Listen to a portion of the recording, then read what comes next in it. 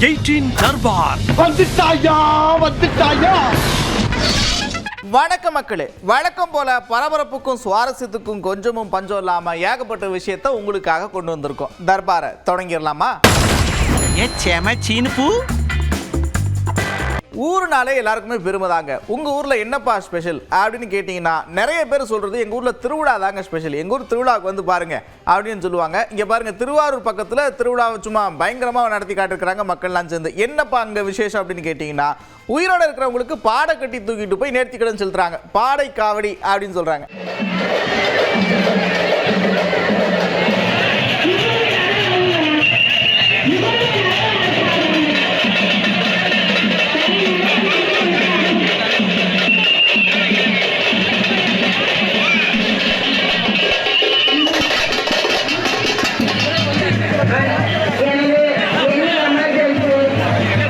கிருஷ்ணகிரி மாவட்டத்தை பொறுத்த வரைக்கும் வனப்பகுதியை ஒட்டிருக்கக்கூடிய மாவட்டம். இதனாலேயே விவசாயிகள் பல்வேறு பிரச்சனைகளை சந்திப்பாங்க. அடிக்கடி யானை வந்துடும், காட்டு பண்ணி வந்துடும், இந்த மாதிரி பயிர் சேதம் அதிகமாகிட்டே இருக்கும். இதை தடுக்கிறதுக்கு என்ன பண்ணலாம் அப்படின்னு ஒரு வினோதமான முயற்சியில் இறங்கியிருக்கிறாங்க விவசாயிகள். என்ன அப்படின்னு கேட்டிங்கன்னா, ஸ்பீக்கர் ஒன்று வச்சு நாய் குறைக்கிற மாதிரி சைரன் சத்தம் இப்படிலாம் வச்சு வனவிலங்குகளை விரட்டுறாங்க.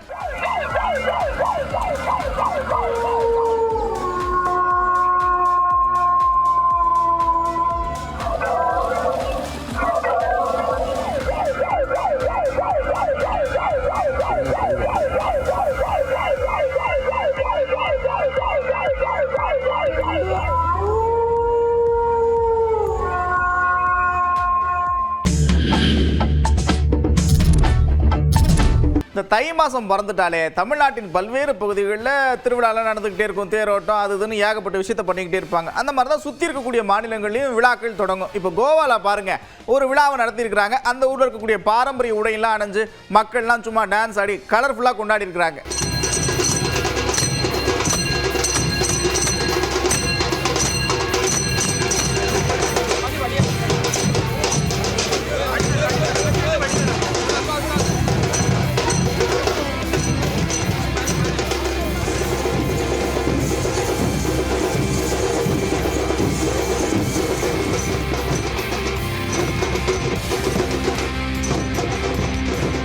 இந்த கோடை காலம் தொடங்கினதும் நீர்நிலைகளில் தண்ணீர் இருப்ப வச்சு மீன்பிடி திருவிழாலாம் நடத்துவாங்க. இப்போ சிவகங்கையில் பாருங்க, கம்மாயில் தண்ணி கொஞ்சம் குறைஞ்சதும் மீன்பிடி திருவிழா நடத்தியிருக்கிறாங்க. சுற்றி இருக்கக்கூடிய கிராம மக்கள்லாம் ஒன்றா சேர்ந்து கூடையை வச்சு மீன் பிடிச்சி சும்மா கலக்கி இருக்கிறாங்க.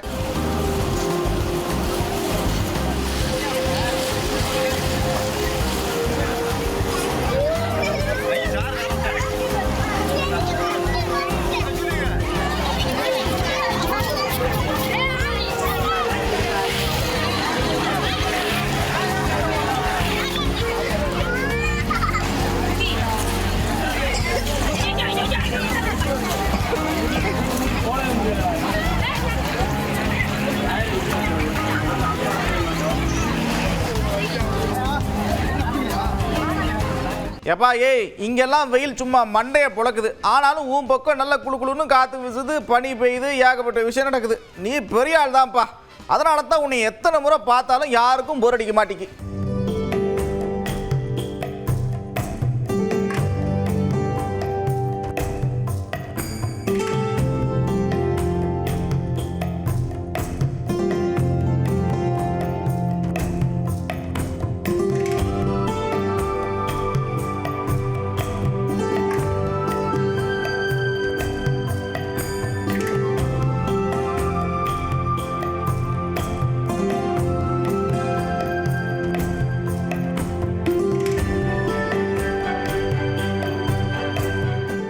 சரி சரி சரி, புலம்பாம ஒரு ரவுண்டு போயிட்டு வாங்க கொடைக்கானலுக்கு. என்னதான் அப்போ பார்த்தீங்களா கிளைமேட் எப்படி இருக்குன்னு? சரி, சிவகங்கை பக்கத்தில் இப்படி தான் திருவிழாவும் நடத்தியிருக்கிறாங்க. கரகெல்லாம் எடுத்துட்டு அப்படியே ஜாலியாக மக்கள்லாம் கொண்டாடி சாட்டையில் அடித்து பெண்களுக்கு பேய் ஓட்டுற ஒரு வினோத சடங்கு நடத்தியிருக்கிறாங்க.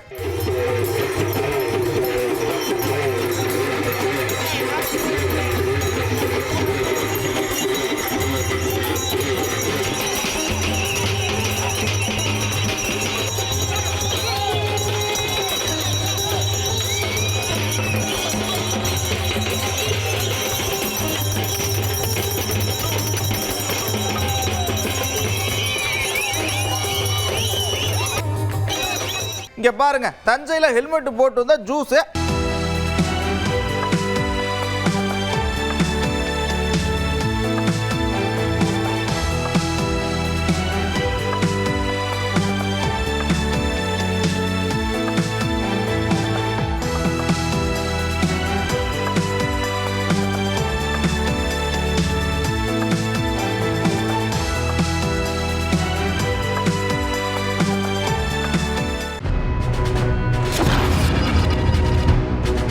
தமிழ்நாட்டில் நாய்க்கடி சம்பவம் சமீப காலமாக அதிகரிச்சுக்கிட்டே இருக்கு. வளர்ப்பு நாய், திருநாயின்னு ஒன்றும் வித்தியாசம் இல்லை, ஏகப்பட்டது கண்ட இடத்துல கடிச்சு வச்சிருது.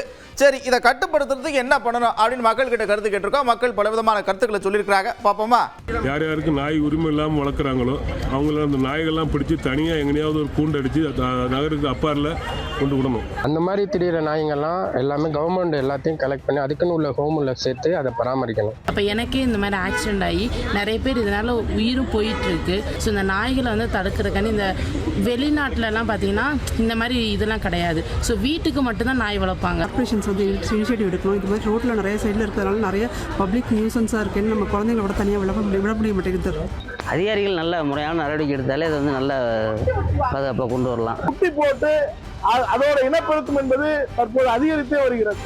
மக்கள் தொகைக்கு இணையாக வந்து என்ற பயமும் தற்போது நமக்கு ஏற்பட்டிருக்கிறது. வில்லேஜில் இருக்கிற நாயை எப்படி கட்டுப்படுத்த, அதுக்கு வந்து அரசாங்கம் தான் ஏதாவது அதுக்கு நல்ல வழி கொடுக்கணும். பாதிக்கப்படுறது யாருன்னா மக்கள் தான் பாதிக்கப்படுறோம்.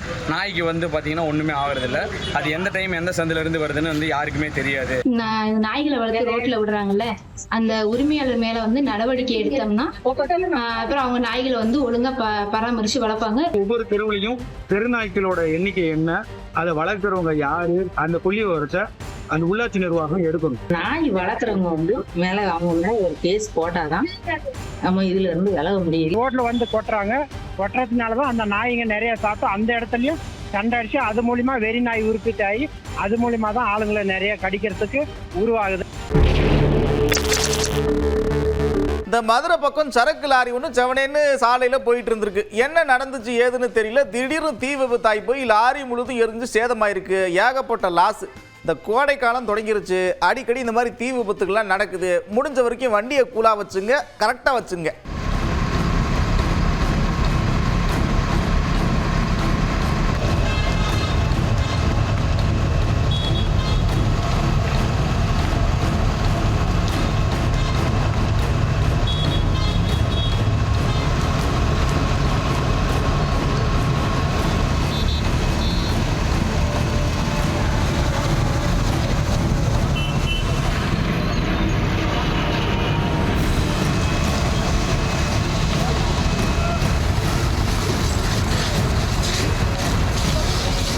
ஏப்பா, அதை தான் கதை உடச்சிட்டேன், உள்ள தும்பிக்கை நுழைச்சாச்சு, சாப்பிட ஆரம்பிச்சாச்சு. இடையில வந்து ஏய் ஊன்னா என்ன போக்க, கொஞ்ச நேரம் இருங்க சாப்பிட்டு போயிடுறேன் அப்படின்னு யானைக்கு வாயிறதா சொல்லியிருக்கும் போல. அப்படி ஒரு சம்பவம் நடந்திருக்குது. ரேஷன் கடைக்குள்ள புகுந்து அட்டூழியம் பண்ணியிருக்குன்னா பார்த்துங்க.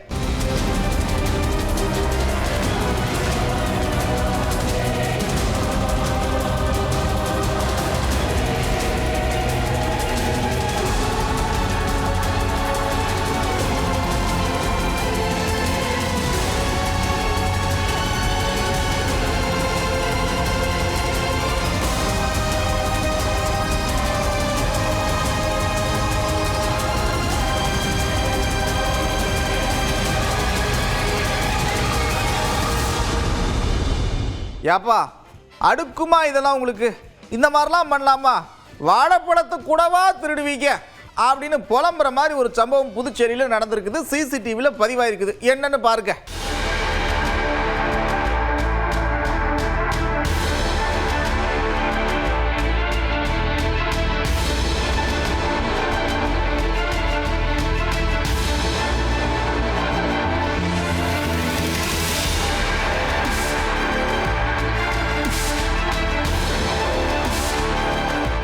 ஆனாலும் ஒரு அளவு வேண்டாமா? ஆனால் உனானா பைக்குள்ளே பூந்துடுறீங்க, இல்லைன்னா ஷூக்குள்ளே போய் ஊத்து படுத்துடுறீங்க. அதையும் தாண்டி ஏசிக்கு போய் ஜம்முன்னு படுத்துடுறீங்க. பயமாக இருக்கா இல்லையா? கொஞ்சம் பார்த்து பண்ணுங்க. எல்லாம் சூதானமாக இருங்க பைக் வச்சுருக்கிறவங்கலாம்.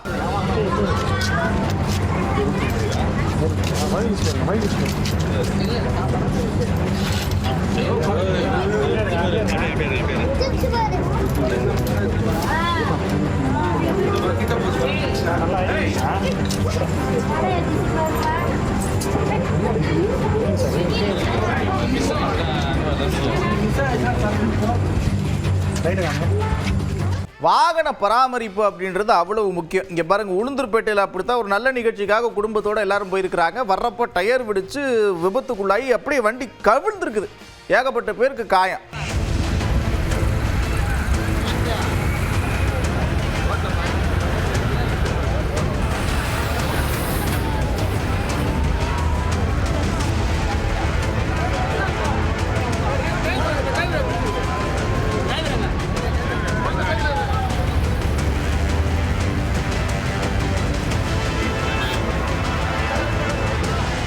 இங்கே பாருங்க, தென்னாப்பிரிக்காவில் இப்படித்தான் விமான சாகச நிகழ்ச்சி நடத்திருக்காங்க போல் இருக்குது. திடீர்னு கட்டுப்பாட்டை இழந்த விமானம் மேலேருந்து கீழே விழுந்து வெடிச்சு செதறிடுச்சுன்னா பார்த்துங்க.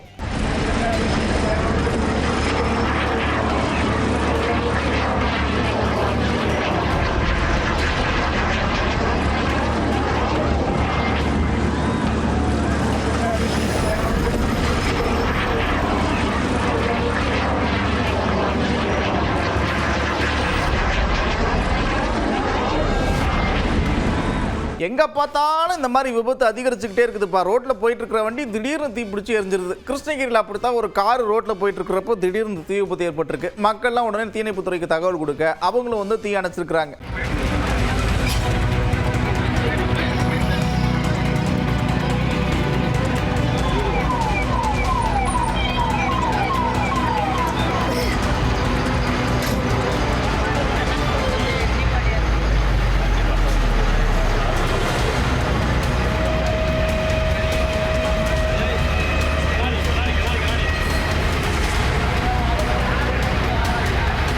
ராஜஸ்தானில் இப்படி தான் ரயில்வே ட்ராக்கை கிராஸ் பண்ணுறதுக்காக ட்ரை பண்ணியிருக்காங்க. கரெக்டாக ட்ராக்குக்குள்ளே போய் நிற்கவும் ஜீப் ஆஃப் ஆகிருக்கு. பார்த்துக்க, உடனே ட்ரெயின் தூக்கிட்டு போயிருக்குது.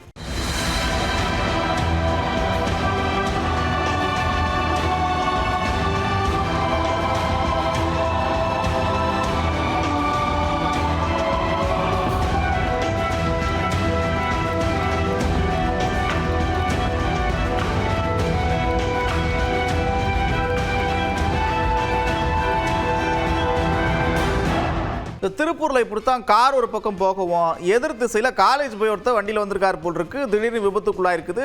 பயங்கரமாக அடிபட்டு கையிலெல்லாம். ஹெல்மெட் போட்டிருந்ததுனால உயிர் தப்பியிருக்கிறார். எல்லாரும் ஹெல்மெட்டை போடுங்க, அதே மாதிரி வண்டியை சூதானமாக ஓட்டுங்க.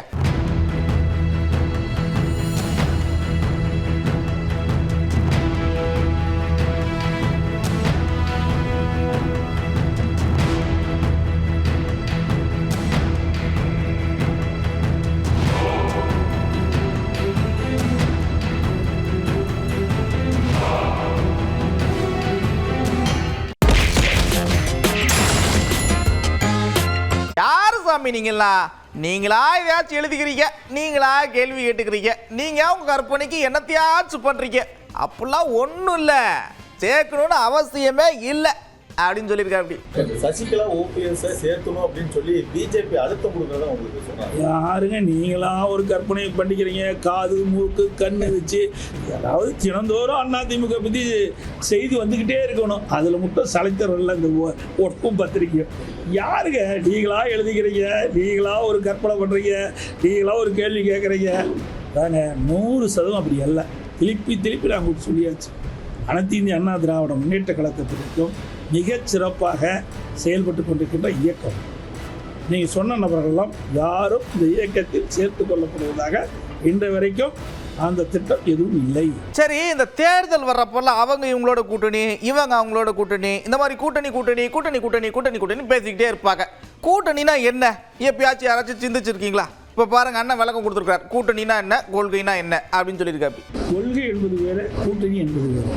கொள்கை என்பது நிலையானது.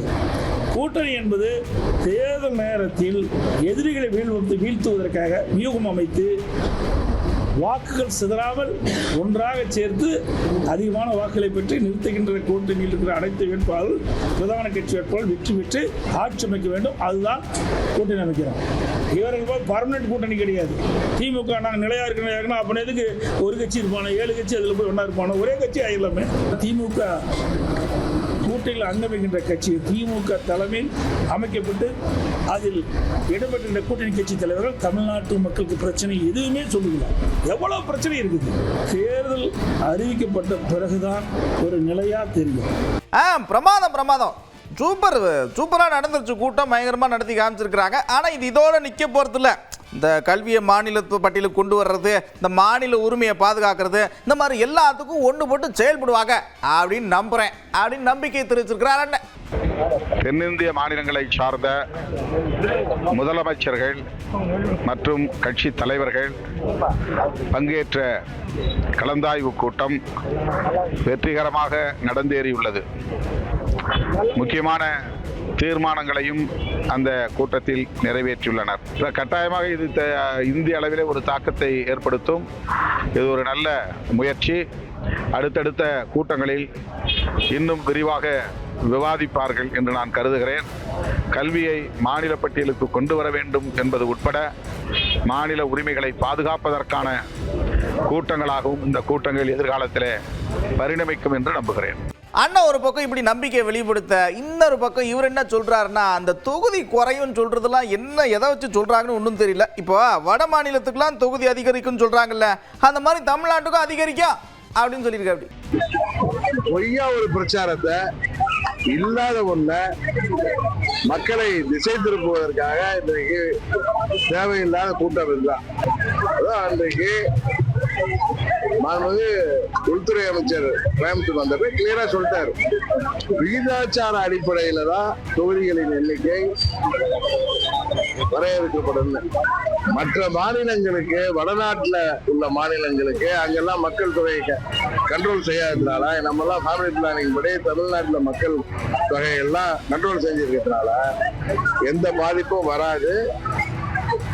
உறுதியாக வட மாநிலங்களுக்கு எத்தனை தொகுதி ஒரு மாநிலத்துக்கு அதிகரிக்கிறோ அதே விகிதாச்சாரத்துல தமிழ்நாட்டுக்கு அதிகரிக்கும் என்பதுதான் திரு அமித்ஷாஜி அவர்கள் சொன்னது அர்த்தம். இவ்வளவு பேசுறீங்களே, 1 to 1 ஃபேஸ் டு ஃபேஸ் நேருக்கு நேர் விவாதிக்க தயாரா? எங்க அமைச்சர் ரெடியா இருக்கிறாரு, நீங்க ரெடி தான் சொல்லுங்க, ஒரு சிட்டிங்கை போடுவோம் அப்படின்னு அமைச்சர் சவால் விட்டுருக்கிறாரு. யாருக்கு? நீங்களே பாருங்க. எங்க நிதி அமைச்சர் தெள்ள தெளிவாக புள்ளிவிவரத்தோடு அவருடைய கட்சியை சார்ந்த மதிப்பிற்குரிய வானதி சீனிவாசன் அவர்கள் எடுத்துரைத்த அனைத்து கேள்விகளுக்கும் தெள்ள தெளிவாக பதில் சொல்லியிருக்கின்றார். அவரால் அந்த வாதத்தில் அவர்கள் தரப்பு நியாயத்தை நிரூபிக்க முடியவில்லை.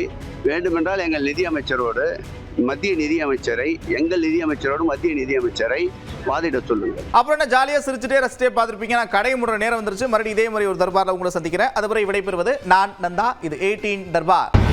18 தர்பார் வந்துட்டாயா.